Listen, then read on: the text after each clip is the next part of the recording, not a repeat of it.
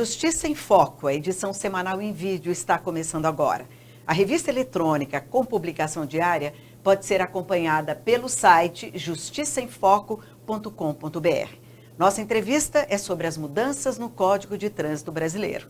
E nosso entrevistado é Jaime Amorim, especialista em legislação de trânsito, com 30 anos dedicados ao Detran DF, foi inclusive diretor-geral. É professor de cursos preparatórios para concursos públicos e autor do livro de Código do Trânsito Brasileiro comentado, que está na 5ª edição. É secretário da Comissão de Transporte e Mobilidade Urbana da Câmara Legislativa do Distrito Federal. Obrigada pela sua presença. Desde o último dia 12 está em vigor a Lei 14.071 de 2021. Quais dispositivos, no seu entender, são os mais importantes nessa nova versão da Lei de Trânsito?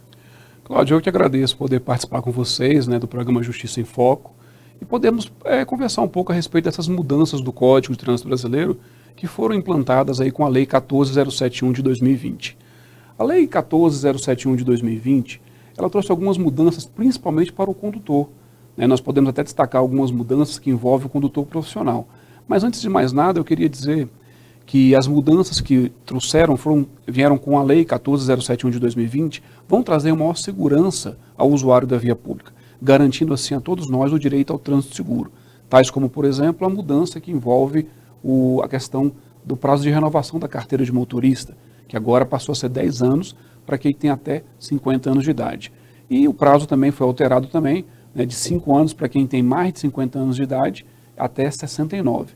E a partir então de 70 anos, idade de 70 anos para cima, seria 3 anos então para a renovação da CNH. Isso inclusive para o motorista profissional. Segue a mesma regra nesse sentido? Sim. Para os condutores, que nós chamamos condutores habilitados nas categorias C, D e E, que são condutores os quais nós costumamos chamar de condutores profissionais, nós tivemos não só essa mudança também, que envolve a parte da renovação da carteira. Nós tivemos também agora a obrigatoriedade da realização do exame toxicológico. Na verdade, o exame toxicológico já existia anteriormente. Já era obrigatório que o condutor o renovasse a cada 2 anos e meio. Pois é, mas o agente de trânsito, o policial rodoviário, já fazia esse tipo de abordagem? Cláudia, aí é que está o grande detalhe. A legislação já exigia do condutor a renovação do toxicológico. Entretanto, nós não tínhamos uma infração tipificada no Código de Trânsito Brasileiro para quem dirigisse com o veículo com o exame toxicológico vencido.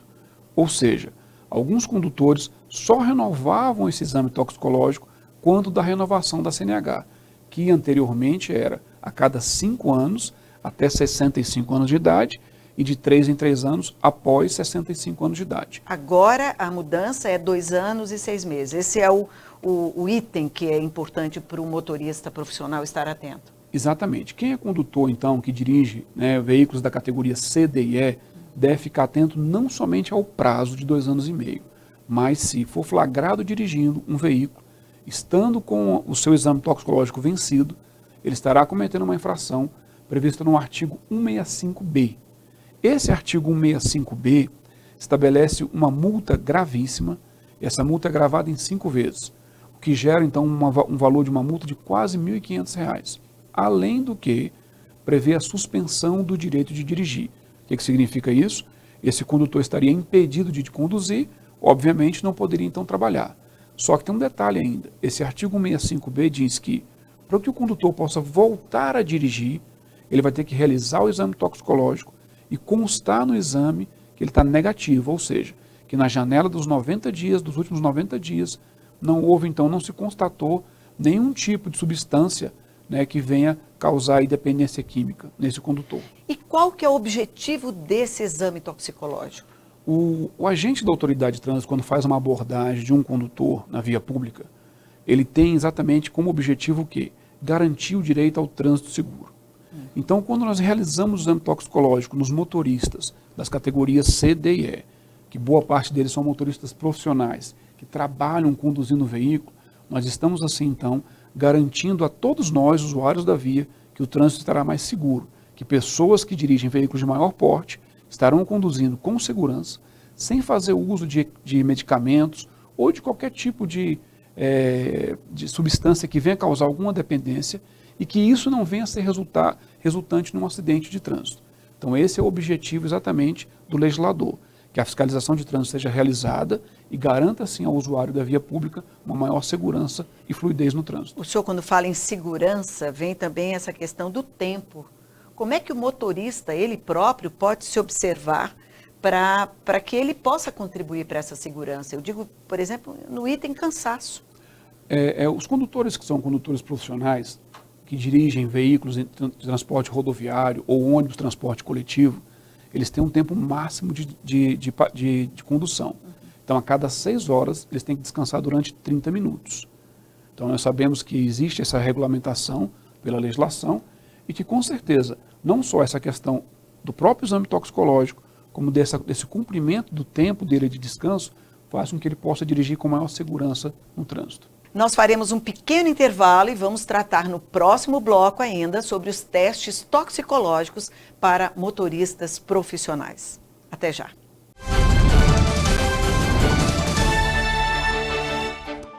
As mudanças no Código de Trânsito Brasileiro mantiveram a obrigatoriedade da realização do exame toxicológico de larga janela de detecção. Para atender essa exigência, você pode contar com a Central de Exames Cruzeiro, com a qualidade Chromatox e é credenciada pelo Denatran. Acesse nosso site www.secruzeiro.com.br ou ligue para 61 3361 0740. Central de Exames Cruzeiro. Serviços de saúde com excelência. Pensando em contratar um crédito imobiliário? Então é melhor você conhecer o caminho mais rápido para a casa própria. Nós somos a Poupex. Temos 39 anos de atuação no mercado e já financiamos mais de 134 mil imóveis em todo o país. Estamos entre os agentes financeiros que mais concederam esse tipo de crédito. Você vai financiar online a sua casa de maneira prática e segura, com juros baixos e as melhores condições. Crédito imobiliário digital Poupex. A internet revolucionou a nossa forma de comunicação e com o Press Release você terá um alcance visual maior do seu produto. Um site com publicações dos seus próprios usuários em forma de vitrine de comunicação digital. Ficou interessado? Então acesse o nosso site www.pressreleases.com.br e se cadastre ou entre em contato pelo WhatsApp. Seguimos com nossa entrevista com o professor sobre legislação de trânsito e secretário da Comissão de Transporte e Mobilidade Urbana da Câmara Distrital, Jaime Amorim. Como é que serão aplicados esses testes toxicológicos? Onde, por exemplo, o motorista deve procurar fazer? O artigo 148 do Código de Trânsito Brasileiro diz que os exames para obtenção da CNH e para renovação deverão ser feitos por entidades credenciadas junto ao Detran. Então, o condutor que tem a habilitação da categoria C, D e E, a cada 2 anos e meio deve procurar então uma clínica credenciada aos Detrans, principalmente onde ele é habilitado. Se ele é habilitado no DF, uma clínica no DF. Se for no Goiás e assim sucessivamente. Lá realizar o exame toxicológico. Lembrando-se que o exame toxicológico não está vinculado à renovação da CNH. Ele deve ser feito a cada 2 anos e meio, já que a renovação da CNH agora nós temos um prazo maior, chegando até 10 anos, para quem tem idade inferior a 50 anos.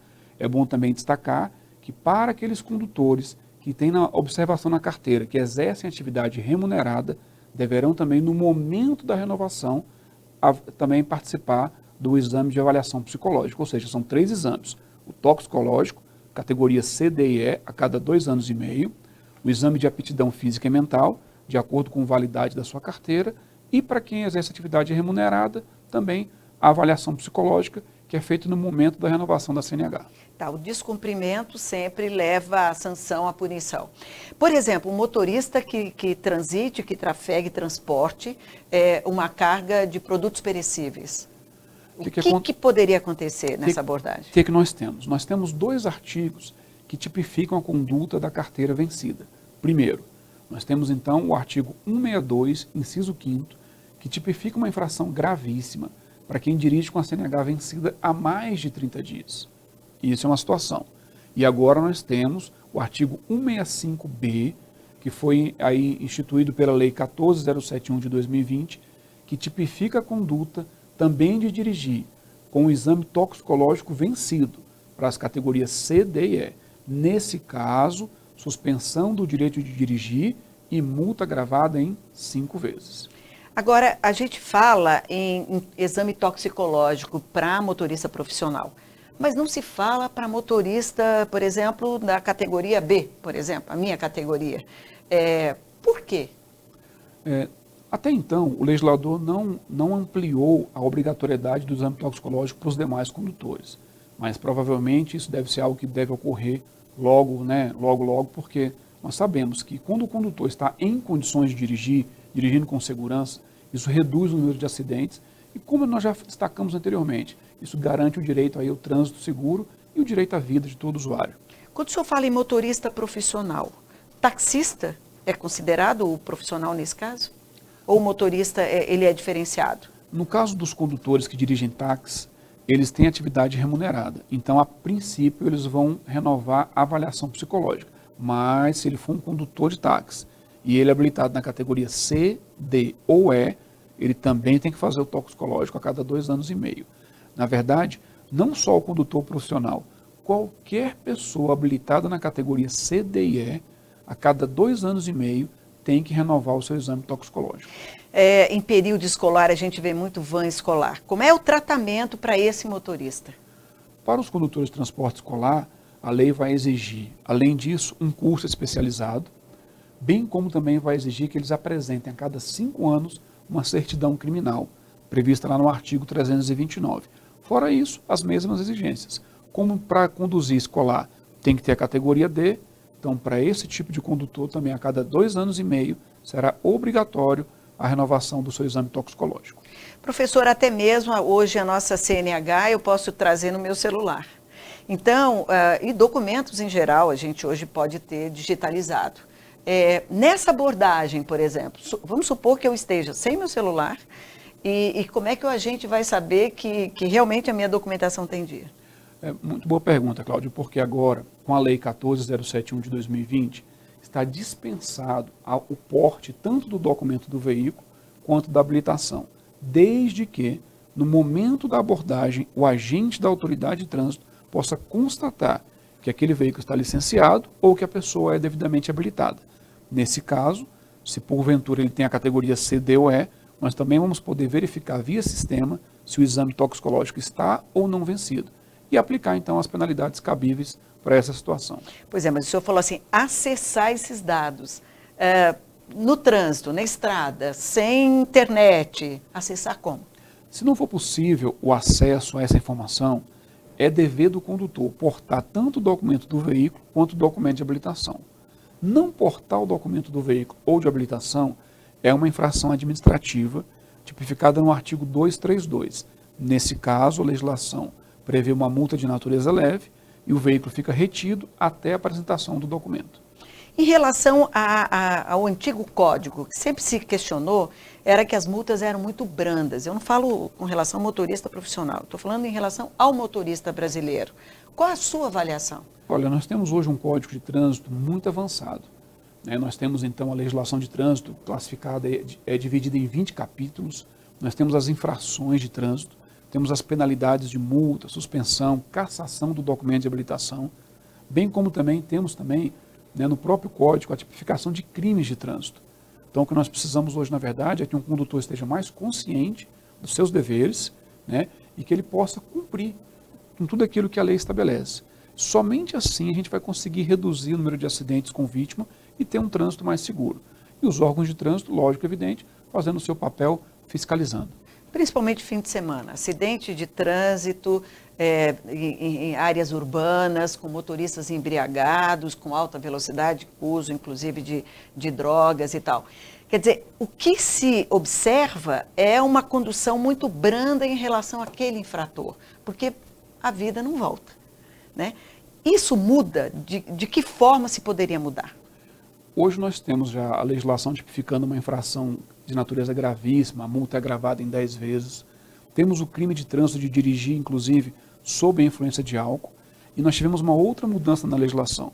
Nos casos de acidente com vítima, ocasionando a prática de homicídio culposo ou lesão corporal culposa, estando o condutor dirigindo sob a influência de álcool, ele então está sujeito a uma pena de reclusão, de 2 a 5 anos, no caso da lesão corporal, e de 5 a 8 nos casos de homicídio culposo.